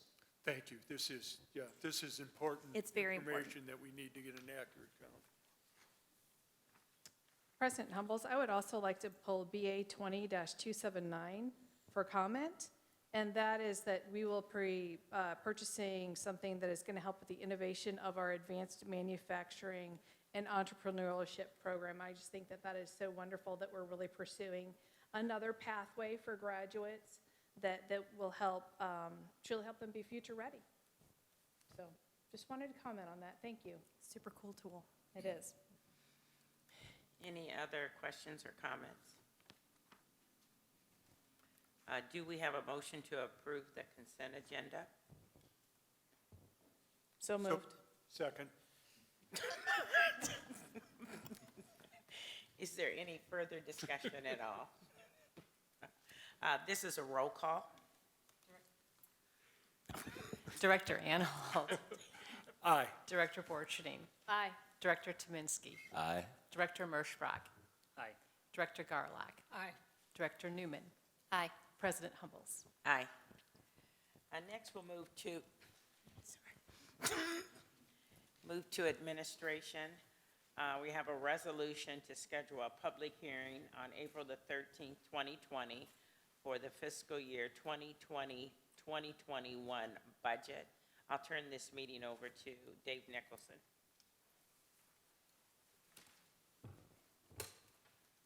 You need a clicker.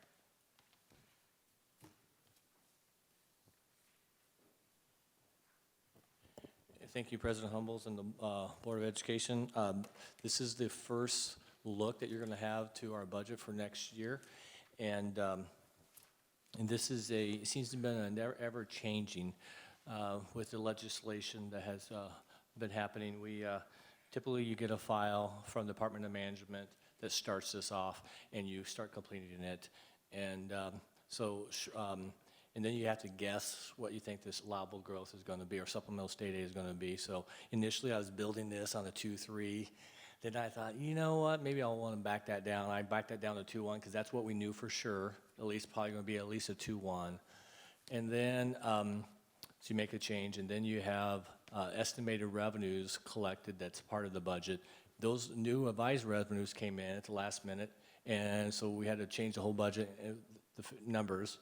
And then legislature, Senate passed, approved 2.3, then it was like, change it again. So there's a lot of changes that was happening very quickly in a short amount of time. So, this is probably not the last change between now and April 13th. There'll probably be another change because the Department of Management will send out a revised file that will actually have the equity, $10 equity piece that's not built into this budget right now. But those numbers will come out and we'll make modification. But I just want to lead that. There are a lot of changes that's happening in a very short amount of time. So Dave, can you please advise the board, there are printed copies for you at your desk this evening, as well as on your iPads.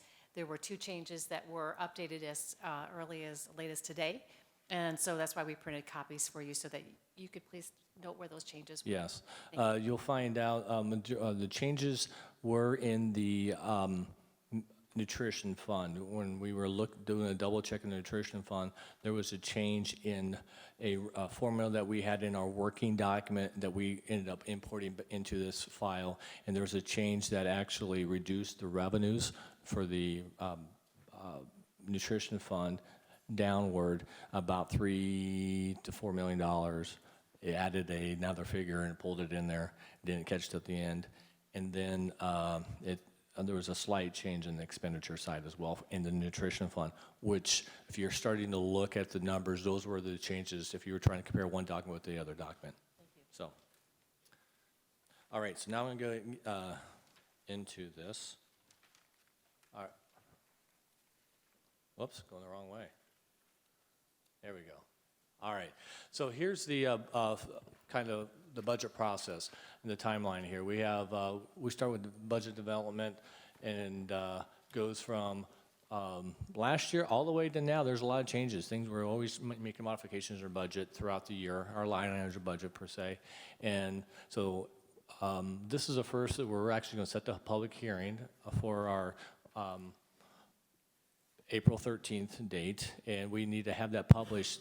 We'll be looking to have that published on March 25th, and then that will be meet our deadlines, which are no less than 10, no more than 20 days, and that makes us right around 19.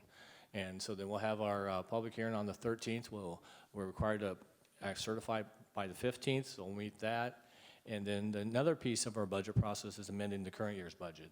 We will actually be making a final budget amendments. We'll do those in May. We'll publish a proposed amendment on May 11th, and we'll hold a public hearing by May 25th, because we're required to have those done by the end of May. So those will be done, and then we'll shoot for a line item budget. The document that, if you've been on the board before, it's a pretty thick document, outlines our budget in more detail. That will come out in June, and then we'll continue budget modification throughout the rest of the year, just like we did to start the year. So. Oh hitting the wrong way. All right. So now we're looking at the highlights here. You have the preliminary revenues of $297 million and preliminary expenses of $223 million. It's like, man, what's going on here? Well, we are spending more than what we're taking in this current year. But I want to, remind the board is back in last fiscal year, we sold $25 million worth of bonds for the Coolidge. Those revenues have already been received. So those aren't considered revenues in this upcoming year. Those are funds are sitting in our fund balance in the saved funds. So we had, and those majority of those expenses will occur during the FY21 fiscal year. So those that's about 25 million. Well, of that will happen in the next fiscal year. General fund. We also we run a deficit in our EOL and special ed programming, and that's around about 1.5 million. That's kind of the reason why our expenditures are budgeted to show that exceed our revenues. And right now we're proposing to publish our overall tax rate at 1536. That is an increase of approximately 29 cents over what it is today. But if you take a look at the tax impact on the right side here, of a $150,000 house, because the rollback actually went down, which means the amount that you pay for taxable, you don't pay 100% on the residential house. You pay a little bit less, and the rollback is a portion of that percentage of the house value that you're paying taxes on. The rollback went from 56.98% down to 55.0743%. And so that reduced the amount of the taxable value that you're paying on the property. So because of that, with the increase, we're actually seeing a decrease in overall taxes for the residential property owner. So that's good news. Even though our levy's going up, everybody will actually be seeing a decrease in their taxes. Key budget assumptions built in here. We had a 2.3 supplemental state aid. That is built into these numbers. One of the other things that we're focused on, make sure our solvency ratio stays at above 10%. And to make that happen in this proposed budget, it required an additional cash reserve levy of $600,000 to make that happen. We also are levying our full deficits for ELL and special ed programming. To note that ELL population over the last 6 years has grown about 78%. And we also, special ed, we always have ever-increasing needs that for special ed. We're hiring additional, we have hired additional engagement specialists and those things trying to make a difference in the special ed kids' lives in special ed. We've also included an estimated negotiated settlement in this budget, and it also addresses the ever-increasing costs that we have incurred for a homeless population with regard to transportation. Our homeless population has increased 30% over the last 6 years. Now, this is a side-by-side comparison here between this year and this current year and proposed for next year. These are all the lines that drive our property taxes. And what I'm going to focus on the blue highlighted areas. The instructional levy is actually growing up 15 cents, almost 16 cents. And what that is, our instructional support levy is funded out of state aid. No, I mean income surtax, and there's a portion of state aid in there and property tax. That all kind of flows into income, your instructional support levy. What happened this year is because the income taxes that were reported that was collected in 2018 grew substantially from one year from the 2017 to 2018. What happened was that forced because the instructional support levy is 10% of your regular program cost. That's the maximum you can do. It actually generated more money, the instructional support income surtax that we were going to do, than generating more money. Because that generated more money, it threw our property tax into a negative. You can't have a negative. So you have to reduce your income surtax by a full percentage point. You can't do, because it was 5%, you cannot do 4.8%, because it was very slightly changed. So when you drop it down to 4, it increased our property tax. And that was one of the last minute changes that was thrown upon me at trying to prepare this budget. Cash reserve levy for special ed deficit. That is about a 29-cent increase this year because of our special ed deficit. And we'll talk a little bit about that going forward here in a minute. ELL was about an 8-cent increase on serving our ELL kids. We have tried to expand our EL programming so that kids can stay in their own schools of residence, and providing that, it does have an impact. So a cash reserve levy, the $600,000 I alluded to that is to maintain our solvency ratio at above 10%. So in total, you can see those are the driving factors that are that are part of the increased levy of 29 cents. One thing I do want to point out is SAVE funding is not funded through property tax. I do want to be clear, that's sales tax, it's not property tax, it's not a part of any of this. Here's our trend for property taxes. We have been from FY12, we're at 1516, and then it's kind of hovered just, it got up to 1546, down to 1538, 1507, and now it's up to 1536 is what we're proposing for next year. Cash reserve levy. This is probably one of our highest cash reserve levy we've had in a while, or for quite a while. And so that is, an impact of our deficits because the state doesn't provide us enough funding for special ed students in our EOL programming. That's what's driving most of this. This is a very important slide to share. This is how we're comparing our special ed deficits, where we kind of land. And there's a lot of ways to do this. What I thought I'd focus on are UEN and associate UEN members that are part of the UEN. And so this is where everybody's special ed deficits or surpluses show up here. And if we can see that on a per pupil basis for our FY19 school year, we had a $546.40 deficit per pupil. And then you can kind of see Iowa City experienced a $610 deficit. Dubuque had a $574 deficit. If you go down to a little bit smaller district, Mason City had a $990 deficit. But you had some schools had a surplus. Davenport had a positive, $36 and surplus per pupil. I thought that this was a very telling slide to kind of show you. Yes, the deficit we're running is high, but I kind of want to kind of show you kind of how we, at least compared to other school districts. And that's important for the board to see that. How do we compare in Lynn County?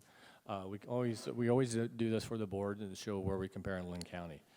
For overall property taxes for FY20, the current year, because we don't know what everybody's taxes are going to be for next year yet, we always compare the current year we're in. We're the third lowest. We're at 1507, and then Alburnette's at low at 1341, and Center Point Urbana is a high at 1833. So you can kind of see where we fall. One of the pieces that we want to throw into the mix is income surtax. Because we do an income surtax, I think it's fair to show, take that piece into account when we're actually comparing all the schools in Lynn County. And we still are the third lowest when we even factor in income surtax. What it would have been if we didn't have income surtax is what this really does. And so Mount Vernon jumps up to be the highest in this one, and then Alburnette's still the lowest, and we're the third lowest at 1636 when you add in what our income surtax lowers our levy from. Valuation trend. You can see that we are growing, and we have been, but it's been, we had a couple years that were flat, but it's very slight growth. It's not a lot of growth that we're experiencing in our valuations, but it's growing. That's the main important piece, and that does have an impact on our overall taxes as well with the valuations of our property. Now, this is one that we've always liked to share the board is our fund balance projections and unspent balance projections. So unspent balance authority is unspent balance. It's kind of like a credit card that you have, you're able to spend up to the credit limit. That's what unspent balance is what you have authority to spend. It's like the bank says, you got this much money, you can spend up to that. And that's what that really is. Fund balance is really kind of like what's left over in cash, what you have at the end of the year. That's what the fund balance is. So you can kind of see fund balance. We're projecting fund balance to actually be about almost 25 million in FY21, and our spent balance is going to be about 15.6 million at the FY21. And so we're watching that. We always want to make sure we're trying to keep our unspent balance around 15 million. That's what we're kind of doing. We're watching that. And our fund balance, that's a big player in our solvency ratio because we always got to monitor that as well. But we knew we were going to take a hit. If you recall, last year we equalized a lot of our insurance benefits for our employees. And in doing so, we knew that was a big financial investment to the district. And we knew that we were going to have a hit to our fund balance. We were going to take a little bit of hit on that. And so we're kind of continuously monitoring that and make sure that, and making the adjustments that we need to. But it's really important for us to try to maintain a solvency ratio above the 10%, and because that really plays into our bond ratings, and we need to make sure we have strong bond ratings when we are implementing a facility master plan. So a little bit about spending authority. So the spending authority is basically for us is comprised of about 68% is funded through the state aid, and 33% of that is funded through property taxes, okay? And spending authority is basically your overall enrollment times the per pupil allocations that you get.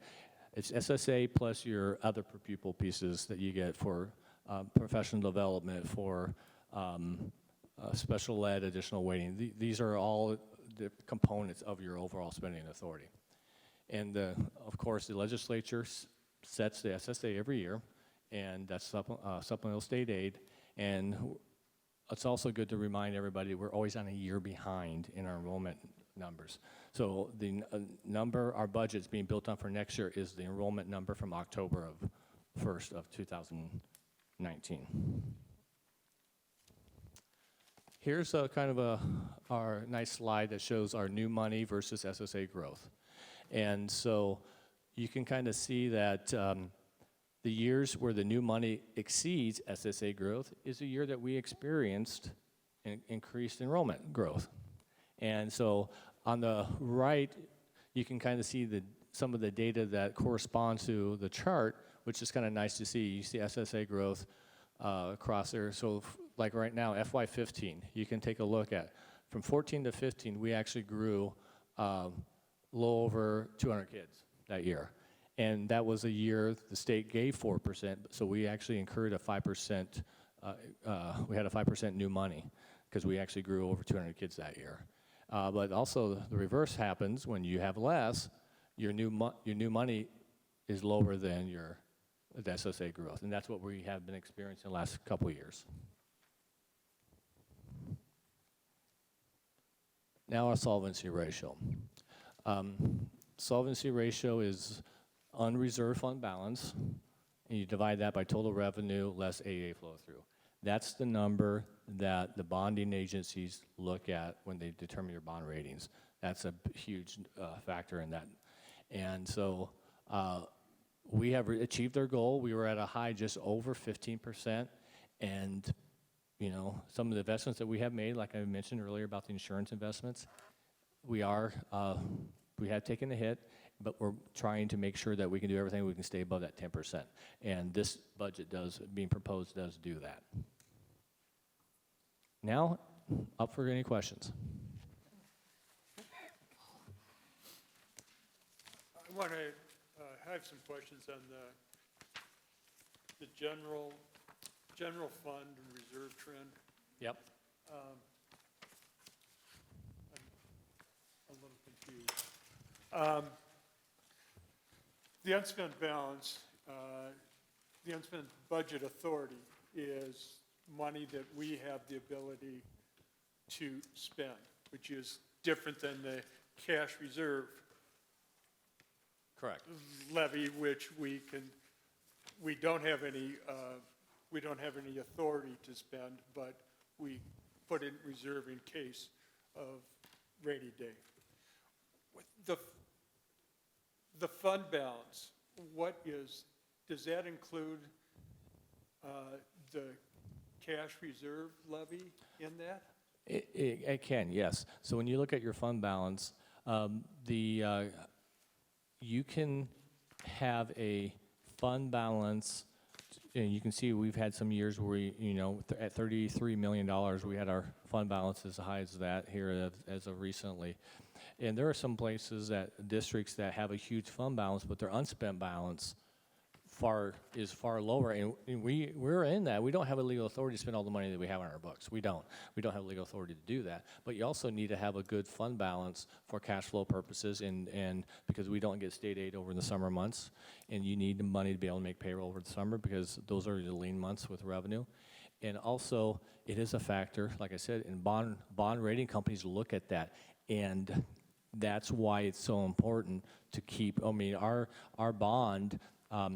Typically, it's GO bonds that rate those initially. They look at that number, but the sales tax revenue, the Moody's look at that as well, based on what the GO bond companies did, and that's why it's so important to keep that at a high level so you can maintain that. And how you do that is you can do increased cash reserve levies to do that. But the legislature also limited the amount that you can do for cash reserve levies. In the current year, that the maximum amount for FY21 that we can levy for cash reserve levy is $15.3 million some odd dollars in there. That's the maximum amount that we can, and that's capped by the legislature. It's capped based on 20% of your expenditures less the kind of fund balance you have, and that kind of tells you what the amount that you can do, and that is capped. And we're not all the way at the cap, but we're close to what we're levying for this next year. Okay, on the unspent balance budget, does that money go into general fund at the end of the year, or does it stay in that category and then build from that? The unspent balance. The unspent balance authority. Yep, the unspent balance is, the whole concept of unspent balance is a general fund only concept. So that's. So what I guess my question is that pot refilled from zero each year? No, it carries forward any carryover. So every year unspent balance, any unspent balance carries over to the current year, and then the supplemental, your funding formula or your state aid factors into that, and the other piece that adds into it is miscellaneous increase in miscellaneous income, and then you subtract off. That gives you your total spending authority for that year. Subtract off your expenses at the estimated expenses, then that gives your ending authority for the year. So that's always a carry forward every year. Okay, thank you. Yep. Are there any other questions from the board?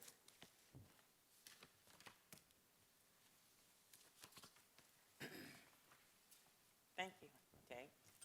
All right, thank you. Yes, I am. We need a motion to approve the resolution as presented.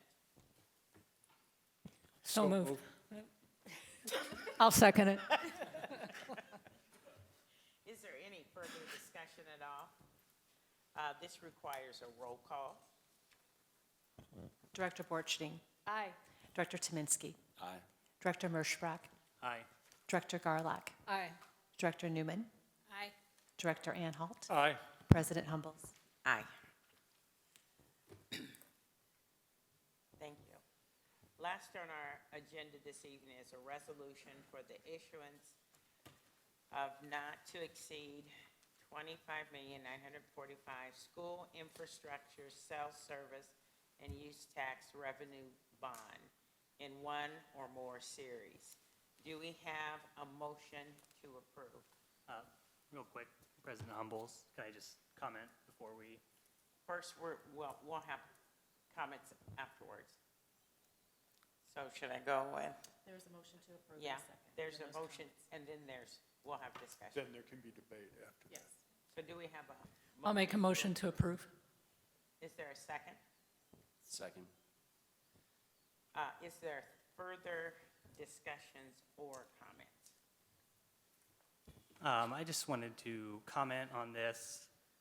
I appreciate everybody coming here tonight, and I want to say that I am very supportive of investing in our facilities. I just want to make sure that we do it the right way, and take into account the entire community's views on that. And so I'm thinking back to 2 years ago when the master plan was first approved. I was actually in the audience at that time, see a lot of the same people in the audience from that night.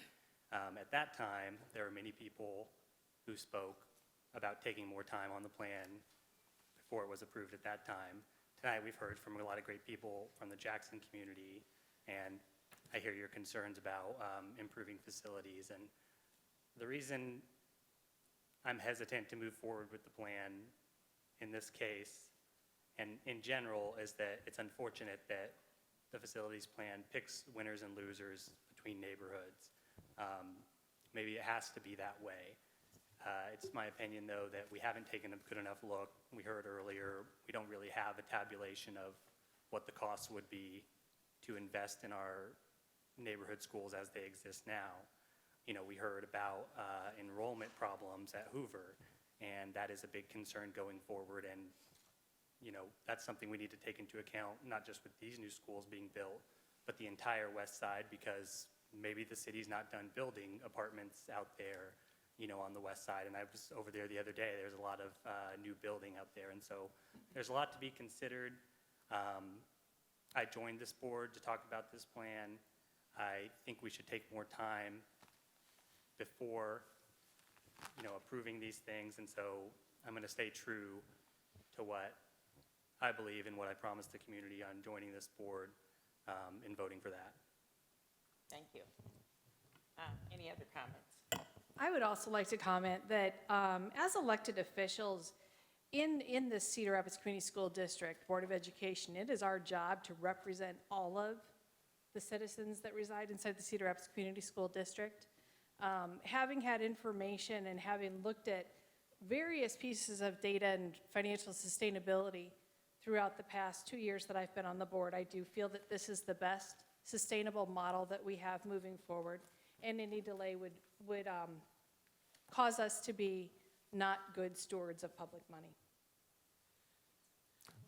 When I voted for the original facilities plan, I believe that I pointed out that I did have some trepidation about it, but the fact that we had the built-in reflections, as I'm going to call them now, reflection periods, that again, this was a long-term plan over 20 years, and things change, and so having those built-in reflections on it. So again, as I stated earlier in our work session, I believe the reflection period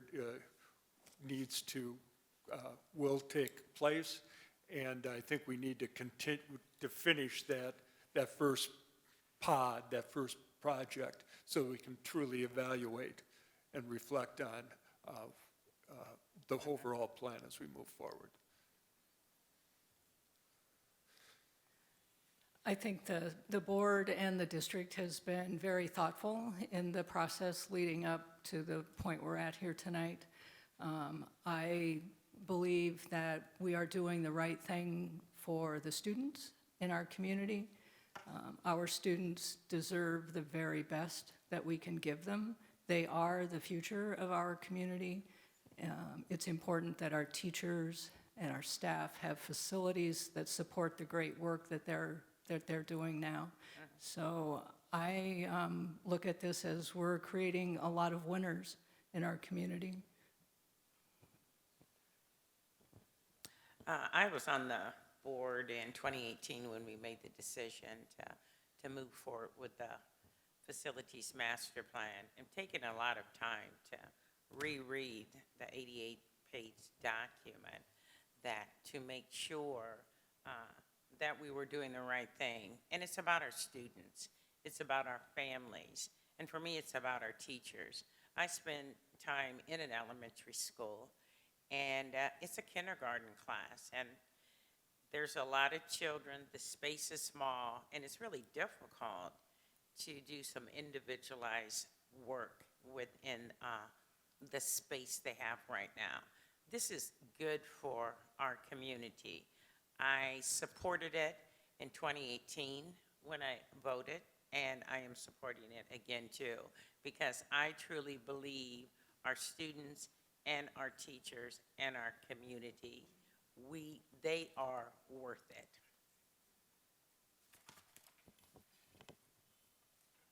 I hadn't heard the criteria for warm, safe, and dry before, and I really think about that in my own home. But our schools, safety in particular, is incredibly important for today's students and our staff too, and not just the physical safety of, you know, keeping intruders out, but you even think about some of the threats we're facing from infection and outside forces. And I just don't think that our current facilities are really going to be able to keep up with that kind of thing. And I think it's really urgent that we move forward, and I support this. I just want to take the time to thank everybody that came out and took advantage of the public hearing. Hearing directly from teachers, from the principal, from parents in this community is really where I think our information needs to come from. I had the opportunity to review the plan. You know, I believe that you guys did the right thing when you were taking the time to put this together. It's just really good to hear directly from the community, so I appreciate this opportunity. Being in the big room, first time, you know, it's like you don't know what you're getting yourself into when you're elected as an official. So I appreciate hearing that candid feedback from the community too. These are tough decisions that we have to make, but I do think that we're being responsible, and I think we're doing what's in the best interest of kids. So again, just thank you to everybody that took advantage of the public hearing. Yes, and thank you, everyone. This requires a roll call vote. There was a motion. Oh, there was a motion. Sorry. Director Tominski. Aye. Director Merschbach. No. Director Garlock. Aye. Director Newman. Aye. Director Anhalt. Aye. Director Borchstein. Aye. President Humbles. Aye.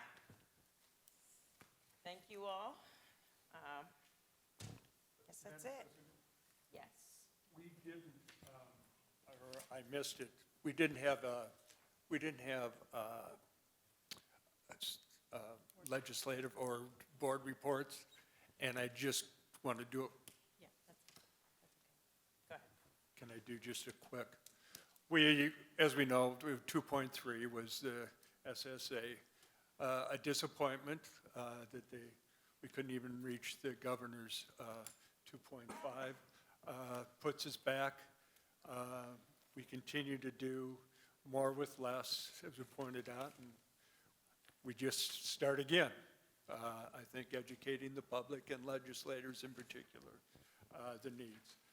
A couple of bills, there's a lot of things, even though we've settled the SSA, they still have time to muck things up.